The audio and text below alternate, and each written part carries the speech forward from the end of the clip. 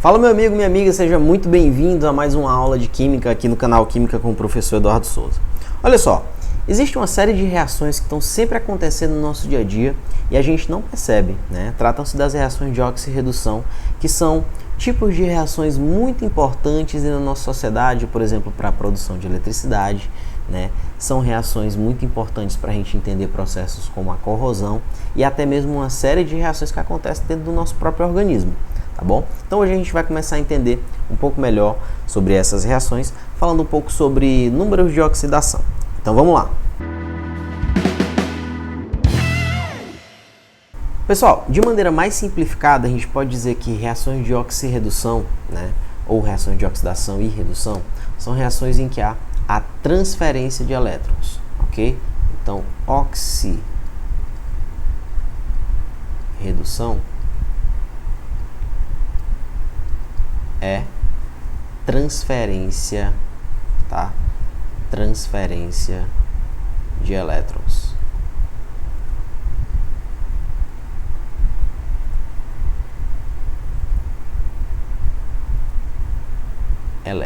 Vou botar o E, carguinha negativa, certo?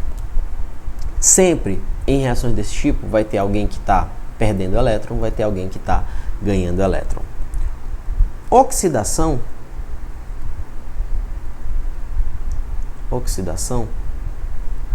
ela ocorre quando uma determinada substância perde um elétron. Pode ser um átomo, pode ser uma molécula, tá? Então, quando perde o elétron, ele está sofrendo oxidação. E redução,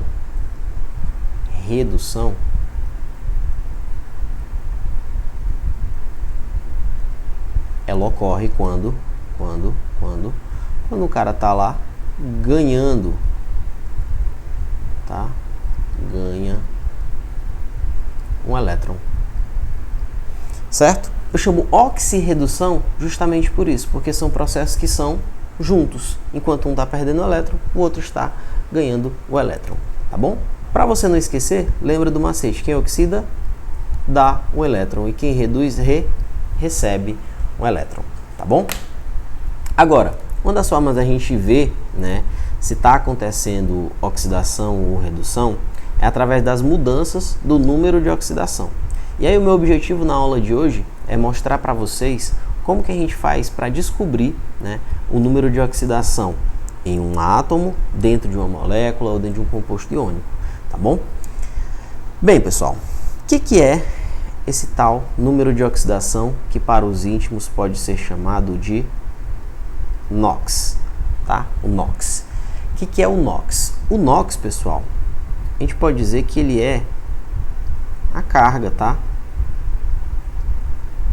A carga de uma espécie química, certo? Ou ainda a tendência de carga, né? A tendência de carga que ela vai ter na molécula. Eu falo diretamente na carga quando eu estou falando de um composto iônico. E essa tendência de carga é quando a gente está falando de um composto covalente. Então eu vou mostrar um exemplo de cada tipo aqui para você, certo? Quando a gente tem lá a formação do cloreto de sódio, né? O sódio, que é o Na, ele tem um elétron de valência, certo? O cloro, Cl, lá do grupo 17, tem 7 elétrons de valência. Na formação do cloreto de sódio, o que vai acontecer? Feio aqui. O que vai acontecer? O cloro, aliás, o sódio vai lá e transfere um elétron para o cloro, tá? Quando ocorre essa transferência de um elétron,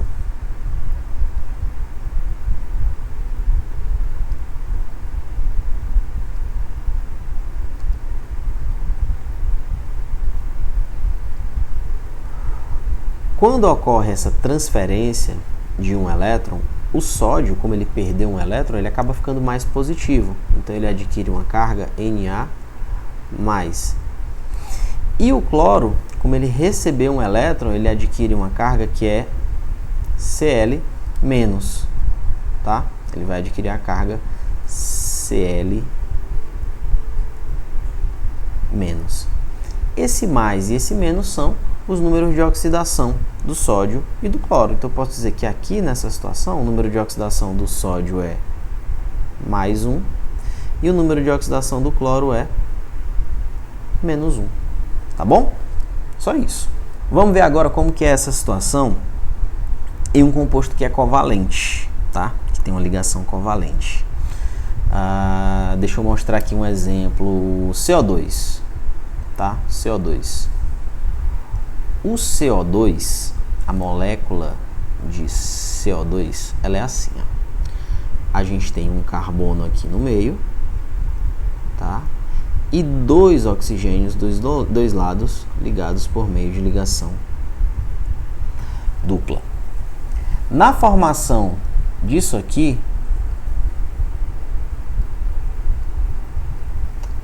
esse negócio aqui que eu estou fazendo. Na formação dessa molécula, né, houve transferência de elétrons, certo? Como que eu vou saber quem que recebeu o elétron, quem que perdeu o elétron? De acordo com a eletronegatividade. A eletronegatividade, vamos relembrar, é a tendência que determinado átomo tem de puxar os elétrons de uma ligação para perto dele, tá? A sequência de eletronegatividade é flúor, oxigênio, nitrogênio, cloro, bromo, iodo, enxofre, carbono, fósforo, hidrogênio. Professor, como que eu vou decorar isso? Tem uma série de macetes aí que você vai decorar, tá? Só lembra que o oxigênio é um dos mais eletronegativos e o carbono é um dos menos eletronegativos. Então eu posso dizer para você que na formação dessa molécula aqui, olha só, cada ligação dessa é um par de elétrons que está sendo compartilhado, certo? Só que como o oxigênio é muito mais eletronegativo que o carbono, a tendência vai ser sempre que o oxigênio puxe esses elétrons para ele. Puxa um aqui, puxa outro aqui, puxa outro aqui, puxa outro aqui. De tal maneira que, se esse oxigênio aqui está tendo uma tendência de ter mais esses 2 elétrons, né, então o número de oxidação dele vai ser menos 2. Porque essa é a tendência de carga que ele vai ter. Esse aqui é menos 2, esse aqui é menos 2. E esse carbono aqui, como ele está tendo uma tendência de perder os seus 4 elétrons, o número de oxidação dele vai ser mais 4. Tá certo? Então agora a gente vai ver as regras, né, para determinação do número de oxidação. Agora que você já entendeu mais ou menos qual que é a origem, né, desse número. Olha só, se essa aula te ajudou de alguma forma, não esquece de deixar o like e se inscrever aqui no canal, tá? Compartilha o vídeo com seus amigos para ajudar o canal a crescer, beleza? E aí deixa qualquer dúvida aqui nos comentários que vai ser um prazer para mim ajudar você. E aí se você quer ver a continuação dessa aula, clica no link que eu vou deixar em algum lugar aqui nessa tela para você acompanhar a parte 2 dessas aulas sobre números de oxidação.